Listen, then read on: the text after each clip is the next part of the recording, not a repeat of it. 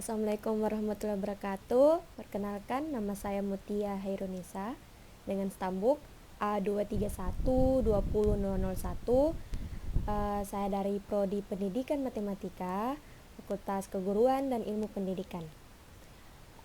Pada kesempatan kali ini, di sini saya akan menjelaskan mengenai materi sistem persamaan linear 3 variabel. Ya, baik. Di sini saya akan menjelaskan mengenai sistem persamaan linear 3 variabel. Langsung saja. Pada kesempatan kali ini saya menggunakan media pembelajaran dalam bentuk PowerPoint. Saya menggunakan menu hyperlink.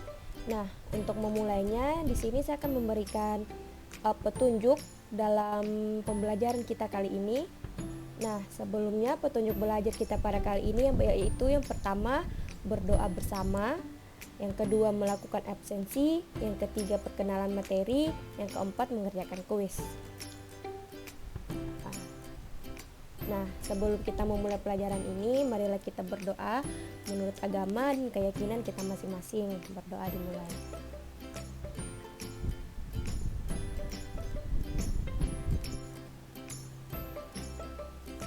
Baik, berdoa selesai. Petunjuk yang kedua yaitu kita melakukan absensi. Karena di sini saya hanya sebagai latihan, kita lanjut ke materi berikutnya. Nah, untuk profil saya sendiri, nama saya Mutia Hairunisa, NIM A231-20001, saya dari kelas A. Untuk KD dan indikator pada pembelajaran kita kali ini yaitu yang pertama, untuk KD-nya menyusun sistem persamaan linear 3 variabel dari masalah konseptual. Yang kedua, menyelesaikan masalah konseptual yang berkaitan dengan sistem persamaan linear 3 variabel. Adapun indikatornya, yang pertama, menentukan himpunan penyelesaian SPLTV menggunakan metode substitusi. Yang kedua, menentukan himpunan penyelesaian SPLTV menggunakan metode eliminasi. Yang ketiga, menentukan himpunan penyelesaian SPLTV menggunakan metode gabungan. Yang keempat, menentukan model matematika dari masalah konseptual yang berkaitan dengan SPLTV.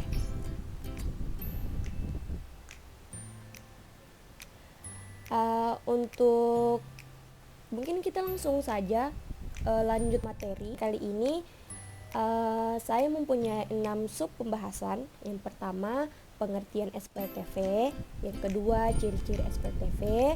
Yang ketiga, syarat SPLTV memiliki penyelesaian. Yang keempat, metode penyelesaian SPLTV. Yang kelima, hal yang berkaitan dengan SPLTV. Yang keenam, masalah yang melibatkan SPLTV. Nah, sebelum kita lanjut ke lebih dalam mengenai SPLTV, kita harus mengetahui terlebih dahulu apa itu SPLTV. Untuk SPLTV sendiri, SPLTV itu singkatan dari sistem persamaan linear 3 variabel. Nah, dia ini merupakan sistem persamaan yang disusun oleh 3 persamaan linear 3 variabel yang sama. Nah, seperti halnya sistem persamaan linear 1 variabel dan 2 variabel, sistem persamaan linear 3 variabel juga dapat diaplikasikan dalam kehidupan sehari-hari. Nah, SPLTV juga dapat dimanfaatkan untuk menyelesaikan berbagai masalah konseptual yang berkaitan dengan permodalan secara matematis. Nah, untuk bentuk umum dari persamaan linear 3 variabel yaitu AX tambah BY tambah CZ sama dengan 0.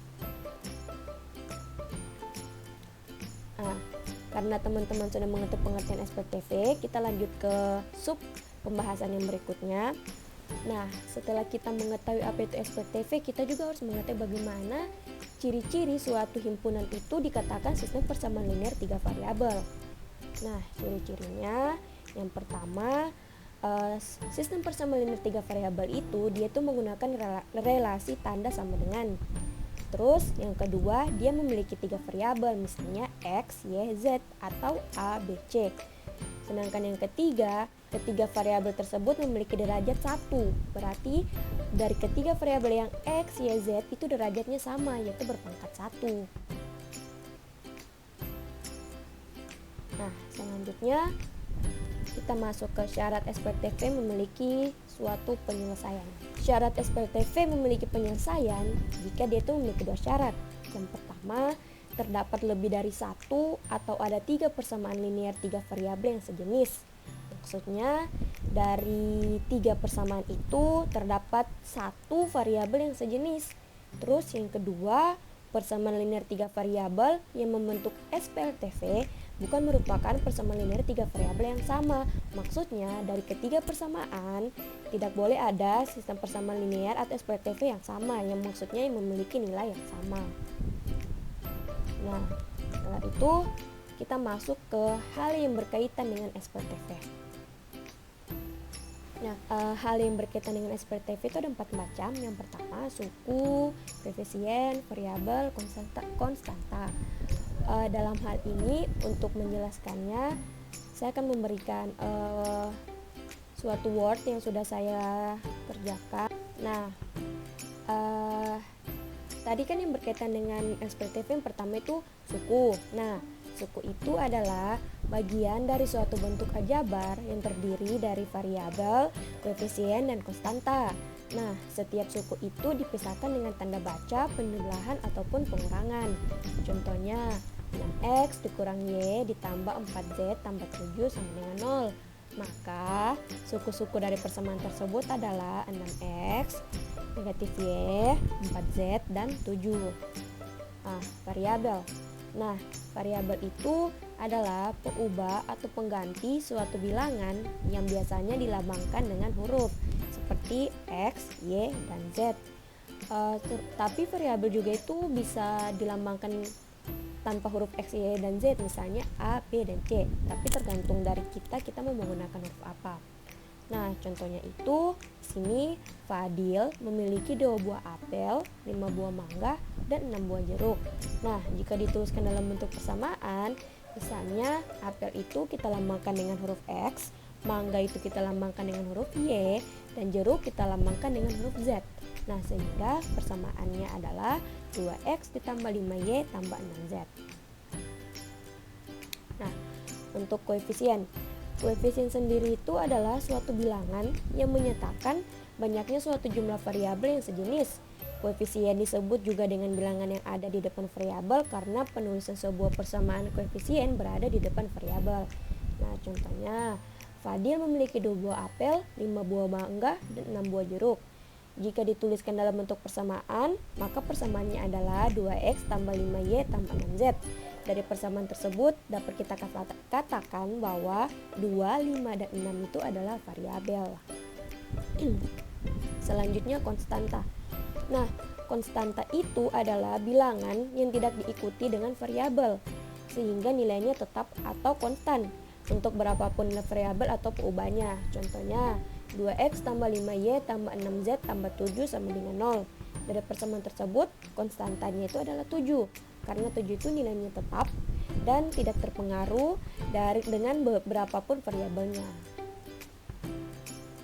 Nah, karena kita sudah mempelajari hal yang berkaitan dengan SPLTV, di sini kita akan mempelajari lagi bagaimana metode penyelesaian suatu SPLTV. Suatu SPLTV itu memiliki 3 cara untuk menyelesaikannya. Yang pertama dengan cara substitusi, yang kedua eliminasi, yang ketiga gabungan. Di sini kita akan mempelajari bagaimana langkah-langkah untuk menyelesaikan suatu SPLTV dengan menggunakan cara metode substitusi. Nah, langkah yang pertama, pilihlah salah satu persamaan yang sederhana, kemudian nyatakan salah satu variabel ke dalam 2 variabel lainnya.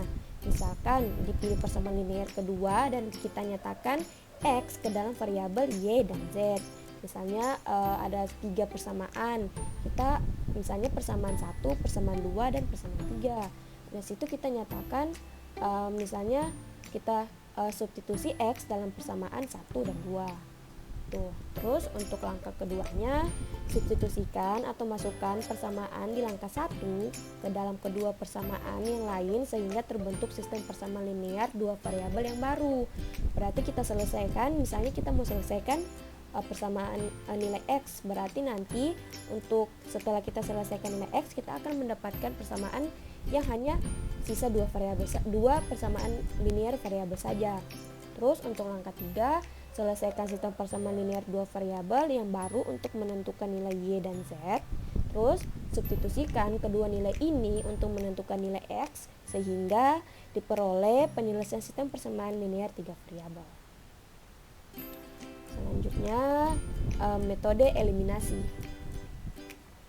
Nah, metode eliminasi ini untuk menyelesaikannya, langkah pertama kita itu pilih persamaan yang memuat bentuk variabel yang paling sederhana.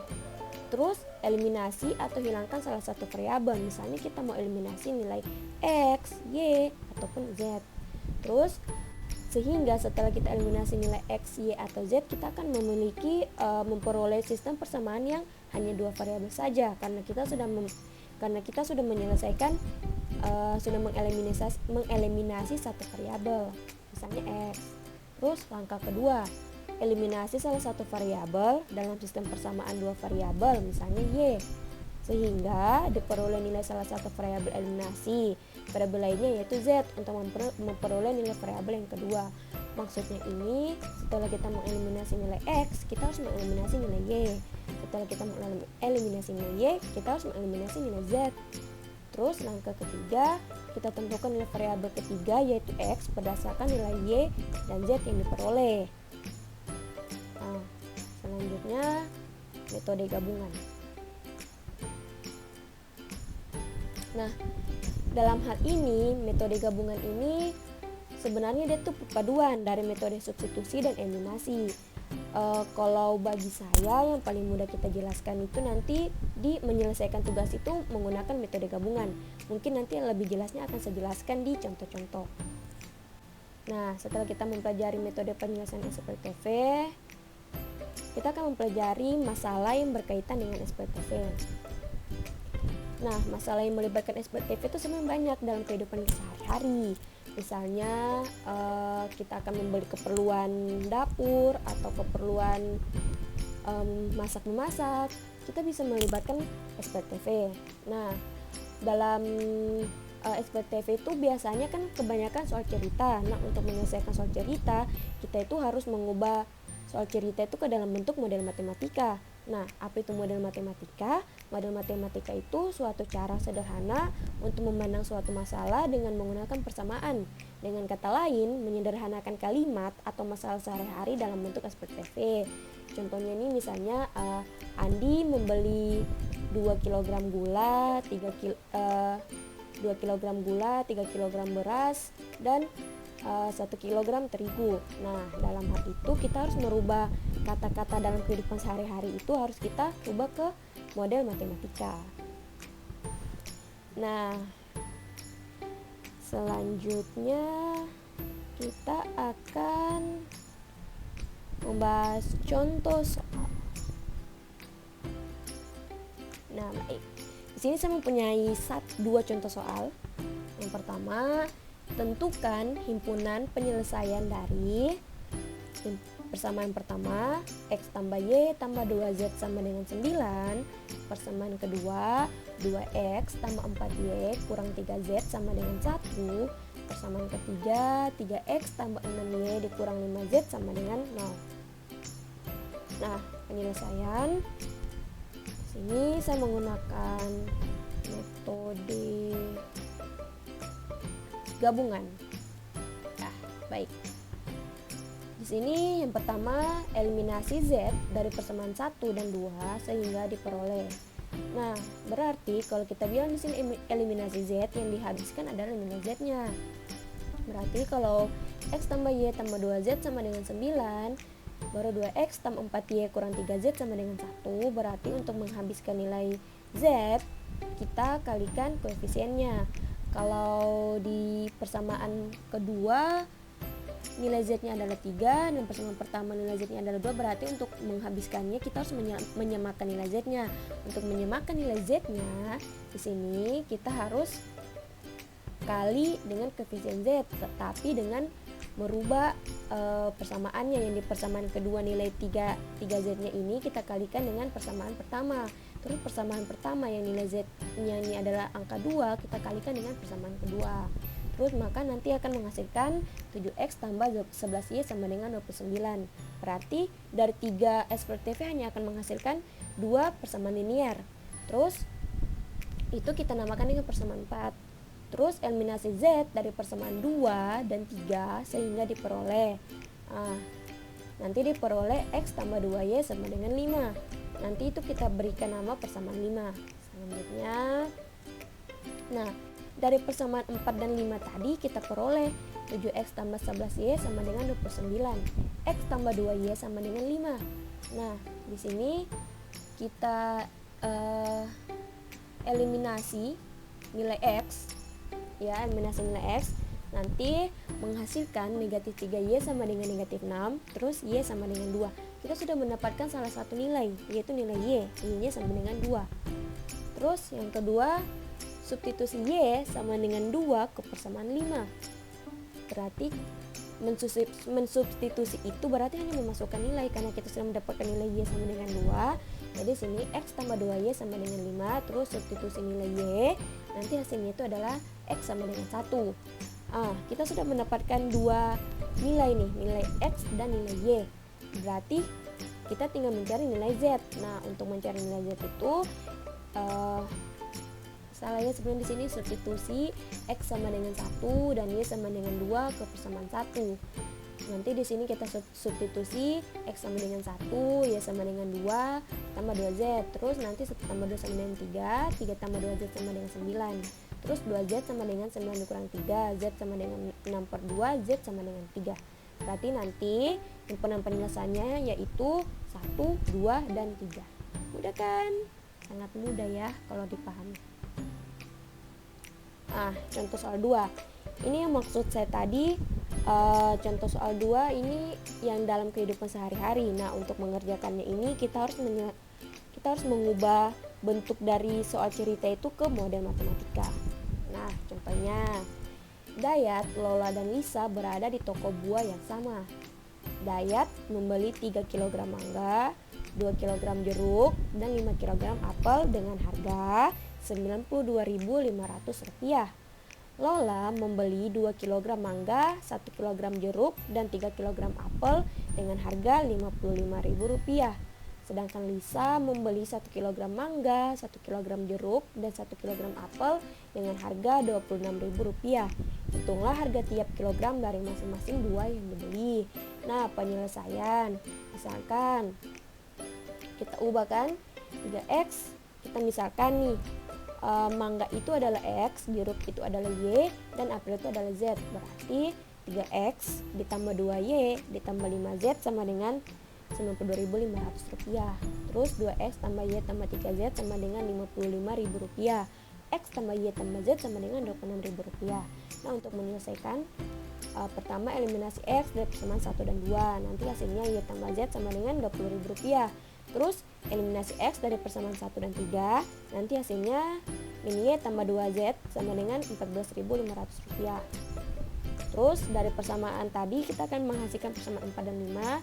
Terus kita substitusi ya, di sini substitusi eliminasi. Terus Y tambah Z sama dengan 20.000.